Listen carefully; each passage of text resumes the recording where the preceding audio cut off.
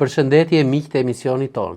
Sot do të flasim për një temë e cila ka të bëjë me çarjen ose plasaritjen e themrave të këmbëve, e cila haset shpesh tek ata njerëz që lidhen ose që qëndrojnë gjatë në këmbë, që vuhen nga ndonjë sëmundje e diabetit ose ndonjë çrregullim i tensionit të gjakut dhe ka të bëjë me gërshetimin e thatësisë së lëkurës, të lidhur me prishjen e këtyre parametrave homostatik të njeriut, qoftë në lidhje me sheqerin, qoftë në lidhje me nivelin e kolesterolit, qoftë me obezitetin. Nëse ne do të dimë për shembull që ta mbajmë peshën e trupit brenda normave, nëse ne do të dimë që atë këpucën ose sandalen ta veshim mirë që këmba të mos më qëndrojë, si thuash, gjysma e thëmbrës së saj në ajër e kështu me radhë, atëherë ne do të kemi le të themi një lëkurë të thëmrës së këmbës të butë, fine, elastike.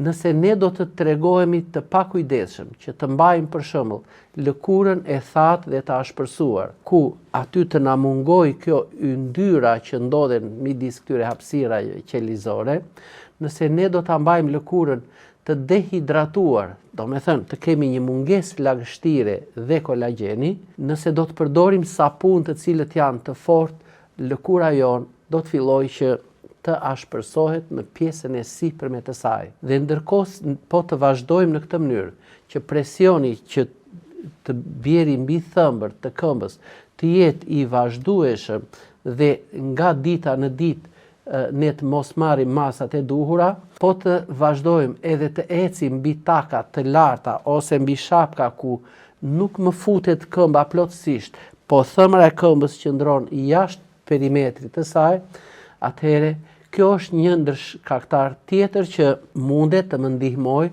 në çarjen dhe në plasaritjen e saj. Nëse plasaritja do të vazhdojë që të thellohet, atëherë ne do të përfundojmë në ndonjë sëmundje të thëmrës së këmbës. Një kujdes i pamjaftueshëm për këmbët, një mungesë hidratimi, një mungesë pastrimi dhe zbutje, një mos pastrim kallosh për shembull tek thëmra e këmbës ose edhe tek shputa e saj, pa diskutim që do të na çojë në plasaritjen e saj dhe në përkeqësimin e gjendjes së thëmrës së këmbës, duke u shoqëruar her pas here edhe me dhimbje të forta. Shkaktar tjetër për çarjen, për plasaritjen e themrave të këmbëve janë edhe diabeti. Pasi një rritje e nivelit të sheqerit në gjak do të më shoqërohet pa diskutim edhe me një çrregullim të qarkullimit të gjakut, ku ky do të jetë i dobët në pjesët më periferike të saj. Po kështu edhe tiroidet që e bëjnë shpesh lëkurën të thatë dhe të ashpër, janë shkaktar të tjerë që mundet që të na çojnë në çarjen dhe në plasaritjen e thëmrave të këmbëve. Një qarkullim i dobët i gjakut i bën indet që të marrin më pak oksigjen, më pak lëndë ushqyese dhe to thëmra këmbësh nuk diskutohet që janë të predispozuara për të çarë, për të plasaritur. Sëmundjet e lëkurës, si dermatiti, psoriazis, myku e kështu me radhë, janë shkaktar të tjerë për plasaritjen e thëmrës së këmbës. Njëkohësisht, mungesa e vitaminave A për shembull dhe E, vitamina E nxit rigjenerimin e lëkurës. Kur kjo mungon, ky rigjenerim do të pengohet. Vitamina E i jep një hidratim lëkurës, po kështu edhe mungesa, kur vitamina E mungon, është e predispozuar që thëmra e këmbës në pjesën e saj anësore të çahet, të plasaritet. Mund të na ndihmojë në këto raste jo vetëm vitamina A dhe vitamina E për shembull, por edhe zinku, një mineral i cili ndihmon në shërimin e plagëve. Zinku, omega 3-shi, omega 6-ta i japin elasticitetin lëkurës. Shkaktar të tjerë ose faktorë të tjerë janë edhe që nxisin plasaritjen e këmbës, janë edhe faktorët mjedisor. Për shembull, një mot i ftohtë, një ajër i thatë, një ambient me kondicioner, një ambient ku ka tymra, pluhura, të cilat ngjiten në këto hapësirat midis qelizave dhe ato të bëjnë që kur të rrisin volumin, për shembull një plurë çimentoje, një plurë gëlqere e thatë e kështu me radhë, që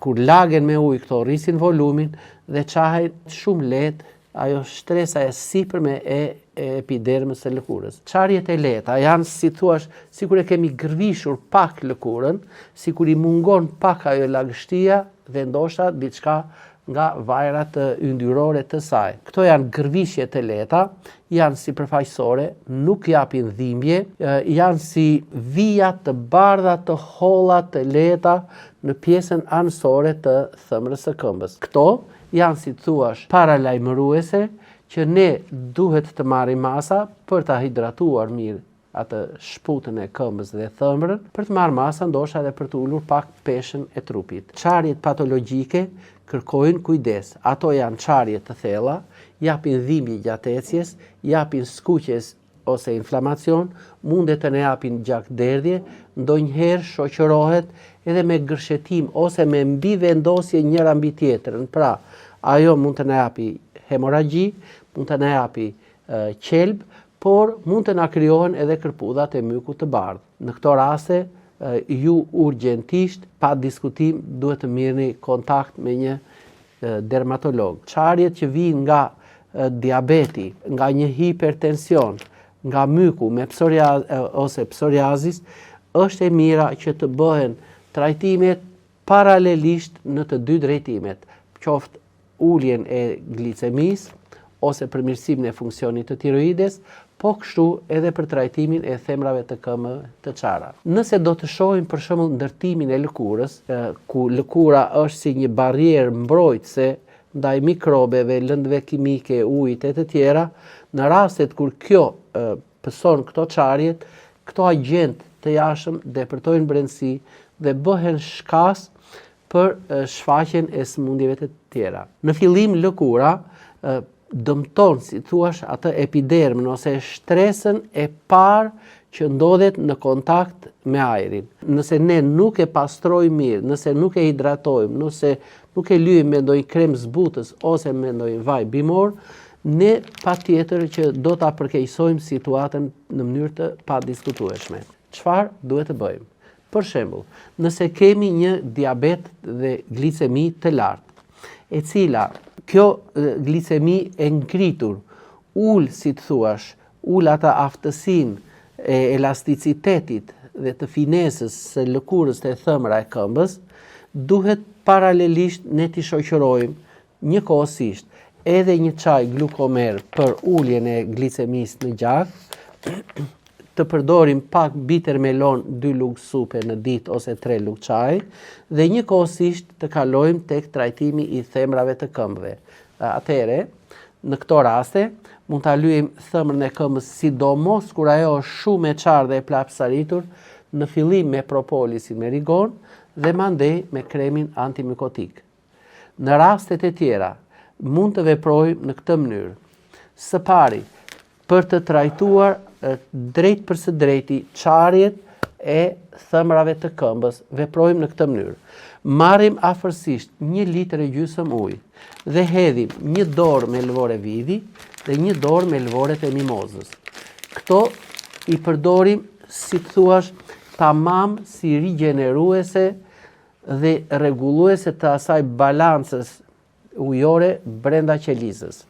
Së dyti, mbasi këto kanë vluar afërsisht 10-12 minuta, shtojmë në çaj 4 deri në 5 lugë gjelle çaj antimikotik, ku ky çaj do të vlojë edhe 2 deri në 3 minuta. E marrim e kullojmë çajin pasi ftohet dhe e përdorim për shplarjen e këmbëve në këtë mënyrë. Marrim 1 gotë çaj, afërsisht 200 ml, shtojmë në të 1 lugë kafe sot buke dhe 1 lugë kafe krip, edhe si për të shtuar pak ato elektrolitet në këtë çaj, por edhe njëkohësisht të shtojmë, si thuash, një antiseptik natyral. Pasi i lajmë mirë këmbët me këtë çajin, vendosim në plasaritjet e themrave të këmbëve propolis me rigon. 3-4 pika ose 5 pika në varësi nga sipërfaqja dhe nga çarjet që ajo ka. Pasi thahet, vendosim kremin antimikotik. Vendosja e këtij kremi do të na ndihmojë më së miri, jo vetëm në rregullimin e asaj balancës të yndyrnave në brendësitë të qelizës dhe në hapësirat midis tyre, por njëkohësisht ky krem është edhe antikërpudhor i mrekullueshëm dhe i fuqishëm, që do të thotë, nëse midis plasaritjeve ka tendencë që nga pluhurat, nga sporet që mund të na mblidhen aty, të na zhvillohen kërpudha, atëre ky krem është i mrekullueshëm dhe është i aftë për t'i shkatëruar ato. Pra, ulim shkallën e agresivitetit të këtyre sporeve dhe të kërpudhave të mbira, përmirësojmë atë raportin ujë-vaj në pjesën e epidermës së lëkurës dhe kemi pa diskutim një zgjidhje të problemit.